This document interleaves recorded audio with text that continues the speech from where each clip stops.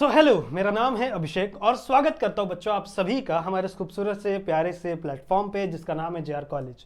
तो यार कैसे आप सभी लोग, आई होप आप लोग एकदम बढ़िया होंगे, आप लोग की पढ़ाई बढ़िया चलेगी बच्चों, क्योंकि कुछ ही समय बच्चों आपकी सीईटी की एग्जामिनेशन होने वाली है। मैं पीसीबी के बच्चों से बात कर रहा हूँ, ठीक है। पीसीएम की एग्जामिनेशन ऑलरेडी कंप्लीट हो चुकी है, मुझे पता है, ठीक है। तो पीसीबी के बच्चों रेडी रहो। केमिस्ट्री मैथ्स आप लोग पढ़ ही रहे, केमिस्ट्री फिजिक्स आप लोग ने ऑलरेडी पढ़ रखा है। बहुत सारे मैथ्स के वीडियो भी हम लोग ने डाले थे जो पीसीएम के बच्चों के लिए थी, ठीक है।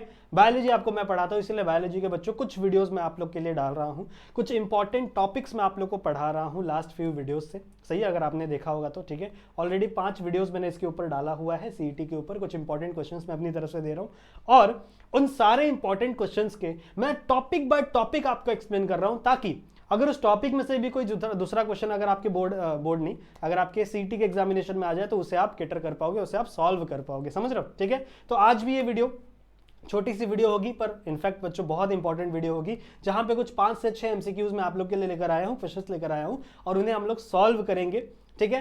तो वीडियो को एंड तक देखना। मेरा बच्चों रिकमेंडेशन एक ही होगा आपसे, अगर आप सीईटी के एग्जामिनेशन दे रहे हो तो 11th और 12th स्टैंडर्ड के 11th के कुछ चैप्टर्स आते हैं, 12th के पूरा चैप्टर आता है ना, तो हर चैप्टर को एक बार आप रीड जरूर से कर लेना, सही है। अगर आप चैप्टर को रीड भी कर लोगे ना तो वहीं से कहीं ना कहीं से आपके क्वेश्चंस बनते हैं। तो एक चैप्टर को अगर आपके पास समय है तो 2 से 3 बार रीड कर लो, ठीक है, क्योंकि बायोलॉजी पूरा का पूरा थियोरेटिकल सब्जेक्ट है और हर एक डायग्राम को भी थोड़ा अच्छे से देख लेना। अगर आपको कंसेप्ट वाइज नॉलेज चाहिए, ठीक है, अगर आपने कंसेप्ट वाइज चीजें नहीं पढ़ी है तो अभी भी टाइम है आपके पास, अभी भी आप जाकर बच्चों मेरे लेक्चर वीडियोस देख सकते हो, वहां पे मैं कंसेप्ट वाइज एक एक टॉपिक मैंने एक एक चीजें अच्छे से डिटेल में एक्सप्लेन की थी, सही है। तो अभी भी आप जाकर, अगर आपके पास समय है, क्योंकि आपके पास समय मुझे पता है आपके पास, ठीक है, तो आप जाकर वो वीडियोस को भी देख सकते हो, स्पीड बढ़ा के देख सकते हो बच्चों, 1.5x की स्पीड है, फिर 2x की स्पीड पे, जैसा कि आपको कन्वीनियंट लगे वैसा आप चीजों को देखकर अच्छे से पढ़ाई करो। समझ में आई बात, यही मेरी रिकमेंडेशन होगी बच्चों। बाकी मैं आप लोग के लिए बहुत सारे वीडियोस ला ही रहा हूं।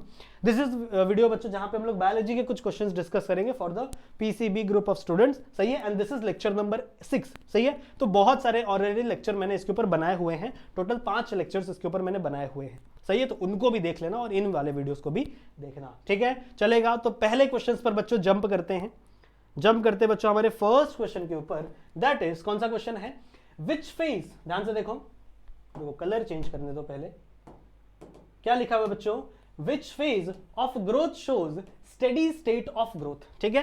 कौन सा फेज बच्चों ग्रोथ के अंदर बच्चों कौन सा फेज होता है जो स्टेडी स्टेट दिखाता है, मतलब धीरे धीरे वो ग्रोथ हो रहा है। क्या वो ग्रोथ लैग फेज है, क्या वो लॉग फेज है? पहली बात तो ये दोनों आएंगे ही नहीं, क्योंकि ग्राफ के अंदर आता है ना, ठीक है। हम ग्रोथ की बात कर रहे हैं बच्चों, तो 2 ही ग्रोथ होता है, एक आपका सेल मैच्योरेशन का और एक आपका सेल एनलार्जमेंट का। तो जो स्टडी होता है, आराम से धीरे धीरे होता है ना बच्चों, that is nothing but a maturation of cell. एक अगर आपका सेल छोटा सा है, ठीक है, तो वो कुछ ही टाइम में एनलार्ज कर जाएगा, बड़ा हो जाएगा, लेकिन उसको मैच्योर होने के लिए बच्चों बहुत समय लगेगा, सही बात है। जो स्टेडी फेज है, जो धीरे धीरे चल रहा है, that phase is nothing but a phase of cell maturation, ठीक है। तो इसके ऊपर भी थोड़ा सा ध्यान से आप पढ़ेंगे। बाकी ये दोनों तो ग्राफ के पार्ट है ना, लॉग फेज लैग फेज, ठीक है, चलेगा। आगे बढ़े ओके। अगले क्वेश्चन पे आए हैं बच्चों हम लोग। अगला क्वेश्चन क्या कहता है, मॉडर्न अंडरस्टैंडिंग, ठीक है। अगला क्वेश्चन क्या कहता है बच्चों, modern understanding of DNA has evolved from the discovery of nucleic acid. आपको पता है आपके पास सेल है बच्चों, और इस सेल में होता है न्यूक्लियस, ठीक है, और इस न्यूक्लियस के अंदर क्या प्रेजेंट था, न्यूक्लिक एसिड प्रेजेंट था। इस सेल के अंदर क्या प्रेजेंट था बच्चों, न्यूक्लिक एसिड प्रेजेंट था। न्यूक्लिक एसिड हमारे पास 2 तरीके के हैं, पर उस समय, जिस समय न्यूक्लिक एसिड की डिस्कवरी हुई थी, उस समय साइंटिस्टों को नहीं पता था इन सारी चीजों के बारे में, ठीक है। बाद में धीरे धीरे करके अलग अलग डेवलपमेंट होते गए, सही बात है। तो मान लो ये आपका न्यूक्लियस है और इस न्यूक्लियस के अंदर बच्चों एक एसिड का डिस्कवरी हुआ था, इसके अंदर बच्चों एक एसिड का डिस्कवरी हुआ था और ये एसिड न्यूक्लियस के अंदर प्रेजेंट है। ये एसिड, देखो, एक एसिड का डिस्कवरी हुआ है, ठीक है। जो भी साइंटिस्ट था, मैं भी बताता हूं आप लोग को, उस साइंटिस्ट ने क्या किया, एसिड का डिस्कवरी किया और वो एसिड न्यूक्लियस के अंदर प्रेजेंट था, इसीलिए उसका नाम उसने क्या दिया, न्यूक्लिक एसिड, ठीक है, इसीलिए उसका नाम उसने क्या दिया, न्यूक्लिक एसिड। आज हमें पता है न्यूक्लिक एसिड 2 प्रकार के होते हैं, एक आपका डीएनए जो कि मोस्ट मल्टीसेलुलर ऑर्गेनिजम्स के अंदर मिलता है, और एक होता है बच्चों आरएनए। आरएनए भी हमारे अंदर मिलता है, पर आरएनए मेन रिप्रोडक्टिव यूनिट किसके अंदर होता है बच्चों, बहुत ही छोटे छोटे वायरसेस के अंदर, बैक्टीरिया के अंदर आरएनए होता है, पर हमारे अंदर जो मेन यूनिट है बच्चों वो क्या है, DNA is the master molecule हमारे बॉडी के अंदर, अगर मैं बात करूं तो, ठीक है। तो अगर मैं बात करूं बच्चों किसने न्यूक्लिक एसिड का डिस्कवरी किया था वो, अब देखो ये क्वेश्चन आप लोग को थोड़ा सा हार्ड लग सकता है क्योंकि आप लोग को साइंटिस्ट के नाम याद नहीं होते मुझे पता है, पर यहां पर आप एलिमिनेशन मेथड यूज करो। एलिमिनेशन मेथड देखो, सबसे पहले देखो फ्रेडरिक ग्रिफिथ का एक्सपेरिमेंट याद है, उसने क्या किया था, चूहे के ऊपर एक्सपेरिमेंट किया था, समझ रहे हो, उसने चूहे के ऊपर एक्सपेरिमेंट किया था और वहां पर उसने ये देखा था कि भाई कोई चीज ट्रांसफर हो रही है एक जनरेशन से दूसरे जनरेशन, तो वहां पर उसने कभी भी न्यूक्लिक एसिड का जिक्र नहीं किया। उसने बोला भैया कुछ फैक्टर है, कोई चीज है जो ट्रांसफर हो रही है एक जनरेशन से दूसरे जनरेशन में, तो भाई ग्रिफिथ तो नहीं आएगा। ओके, अगला था बच्चों कौन सा, अगला था बच्चों हार्शी एवेरी मैककार्डी मैक्लॉड एक्सपेरिमेंट। इसमें किसने क्या किया था बच्चों, आप लोगों को पता ही होगा, इसके अंदर इन्होंने डीएनए प्रोटीनेज बहुत सारी अलग अलग चीजें डाल के एक्सपेरिमेंट किया था और यहां पर भी ये डीएनए कौन सी चीज ट्रांसफर हो रही है उसके बारे में ये लोग खोज कर रहे थे। क्या डीएनए ट्रांसफर होता है, क्या आरएनए ट्रांसफर होता है, क्या प्रोटीन ट्रांसफर होता है, समझ रहे हो, क्या प्रोटीन ट्रांसफर होता है, उसके ऊपर ये लोग एक्सपेरिमेंट कर रहे थे। So this is also not the scientist.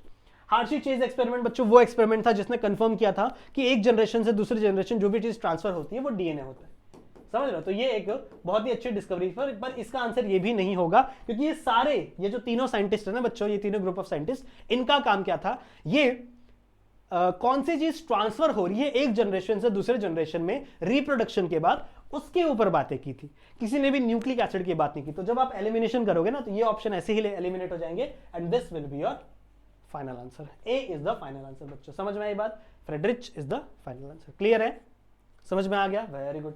अगले एमसीक्यू पे चलो, देखो ये तो छोटा सा एमसीक्यू है, इसको तो आप डायरेक्टली लिख सकते हो।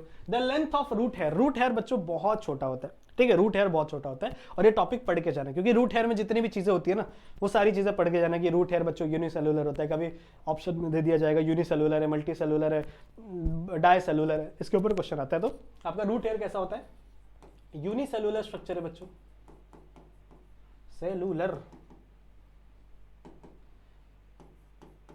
समझ रहे हो, तो यूनिसेलुलर स्ट्रक्चर है बच्चों, बहुत सारी चीजें इसके बारे में जरूर से पढ़ के जाना। इसकी लेंथ क्या होती है, बहुत छोटी, 1 से 10 mm, this is the right option. 1 से 10 mm बच्चों, बहुत ही छोटा सा लेंथ होता है, 1 से लेके 10 mm।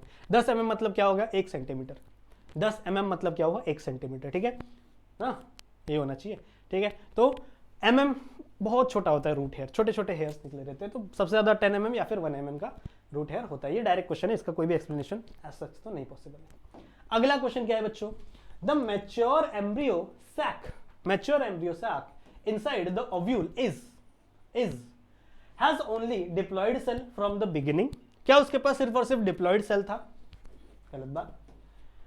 डीजनरेट आफ्टर, अच्छा ये क्या है, is formed from the functional megaspore, क्या ये फंक्शनल मेगास्पोर से बना है, यस बच्चों। आप लोगों को पता है ना, मैंने आप लोगों को पढ़ाया होगा, जो ओव्यूल होता है ना, ओव्यूल, उस ओव्यूल, जैसे मान लो ये आपका ओव्यूल है, एनाट्रोपस ओव्यूल बना, ये आपका एनाट्रोपस ओव्यूल, ठीक है, तो इसके अंदर कुछ टिश्यूज रहते हैं, ठीक है, इसके अंदर कुछ टिश्यूज रहते हैं, उन टिश्यूज का जो सेल होता है ना, उस एक सेल को हम लोग क्या बोलते हैं, एमएमसी, यानी मेगास्पोर मदर सेल। अब ये सारे टिश्यू डिजनरेट हो जाएंगे, सिर्फ एक ही सेल आगे आता है और वो एमएमसी बनता है, जो आगे चल के किसका फॉर्मेशन करेगा, एम्ब्रियो सैक का। आगे चल के बहुत बार डेवलपमेंट माइटोसिस मियोसिस होगा और आगे चल के किसका फॉर्मेशन होगा बच्चों, एम्ब्रियो सैक का फॉर्मेशन होगा, सही बात है। पहले एमएमसी है, एमएमसी से आगे चल के मेगास्पोर बनता है, 4 सेल बनते हैं ना, पहले मियोसिस होता है, 4 सेल होते हैं, फिर ये सेल क्या हो जाते हैं बच्चों, डीजनरेट हो जाते हैं, फिर एक ही सेल बनता है, ये आपका एन रहता है, ये हैप्लॉइड है, ये वाला सेल हैप्लॉइड है और ये वाला सेल डिप्लॉइड है, तो ये 2n है और ये n है सिर्फ, बिकॉज मियोसिस से बने, किससे बना है बच्चों, ये मियोसिस से बना है, इसीलिए ये n है और ये 2n है। क्लियर है, तो सिंपल सी बात है बच्चों, दिस ऑप्शन इज करेक्ट। और भी ऑप्शन पढ़ लो, डीजनरेट आफ्टर फर्टिलाइजेशन, गलत बात। हैज ओनली हैप्लॉइड सेल, ठीक है, नहीं सिर्फ हैप्लॉइड सेल नहीं होते बच्चों, एम्ब्रियो सैक के बहुत सारे अलग अलग स्ट्रक्चर, ठीक है। तो ये this is the correct option, is form from the functional megaspore, this will be the correct option. समझ में आ गया, समझ में आ गया, ठीक है। अगला और लास्ट क्वेश्चन बच्चों आज के इस लेक्चर का, which of the following is not, देखो ये बहुत इंपॉर्टेंट है, not an example of aneuploidy, which of the following is not an example of aneuploidy. What is mean by aneuploidy, aneuploidy का मतलब होता है बच्चों ऐसा कंडीशन जहां पर, ऐसा कंडीशन बच्चों जहां पर क्रोमोसोम के नंबर कम या ज्यादा हो जाए, the number of chromosome change,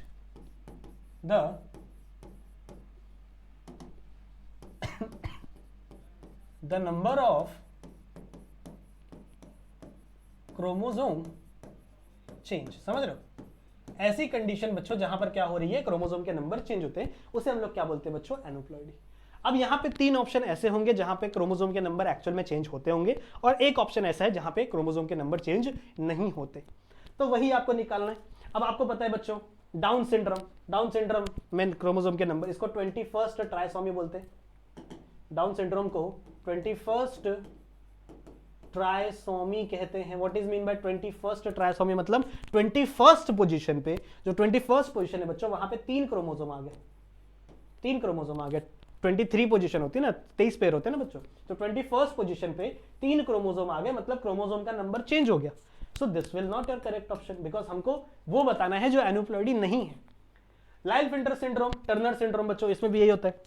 लाइल-फिल्टर में क्या होता है, XXY, टर्नर में क्या होता है, XO, तो मतलब इसमें भी क्रोमोसोम के नंबर चेंज हो रहे हैं। The only option is phenylketonuria. Now what is mean by phenylketonuria बच्चों? फिनाइलकीटोन्यूरिया एक जेनेटिक बीमारी है, नॉट क्रोमोसोमल लेवल बीमारी, ये जेनेटिक बीमारी है, जीन खराब होने की वजह से होता है बच्चों, जहां पर बहुत इंपॉर्टेंट अमाइनो एसिड बॉडी के अंदर नहीं बन पाता। कुछ इंपॉर्टेंट अमाइनो एसिड्स होते हैं जो बॉडी के अंदर फॉर्म नहीं हो पाते, ठीक है, समझ में आई बात? तो अमाइनो एसिड्स नहीं बनता, जिसके वजह से बहुत सारे अलग अलग फिजिकल चेंजेस देखने के लिए मिलते हैं किसी भी पर्सन के अंदर, ठीक है। जैसे उसके बॉडी में मेलेनिन नहीं बनता, मेलेनिन इन द सेंस जो हमारे बॉडी को कलर देता है, चाहे आपके बालों का कलर हो, स्किन का कलर हो, ठीक है, पूरे स्किन का कलर, आंखें के जो आइरस होता है ना बीच वाला, उसका कलर हो, वो कलर नहीं फॉर्म हो पाता, समझ रहे हो? तो पूरा इंसान पूरा व्हाइट दिखता है, व्हाइट पिंकिश कलर का दिखता है, समझ रहे हो? तो वो आपकी बीमारी है फिनाइलकीटोन्यूरिया, जो क्रोमोसोम के चेंज होने से वजह से नहीं होती, पर जेनेटिक डिसऑर्डर है, और ये एक जनरेशन से दूसरे जनरेशन ट्रांसफर होती है, समझ रहे हो? तो ये जेनेटिक है ना, तो एक जनरेशन से दूसरे जनरेशन ट्रांसफर होगी। So this will be the correct option for this question. समझ में आ गया बच्चों? ठीक है, so thank you so much इस वीडियो को यहां तक देखने के लिए, ठीक है। इस वीडियो को लाइक जरूर से कर देना। ऐसे ही और वीडियोस बच्चों अगर आपको चाहिए तो कमेंट जरूर से करना बच्चों। बाकी मैं मिलता हूं आप लोगों से ऐसी और वीडियो में जहां पे हम लोग और भी बहुत सारी बातें करेंगे। तब तक के लिए आप अपना ध्यान रखिए and keep studying. Bye bye.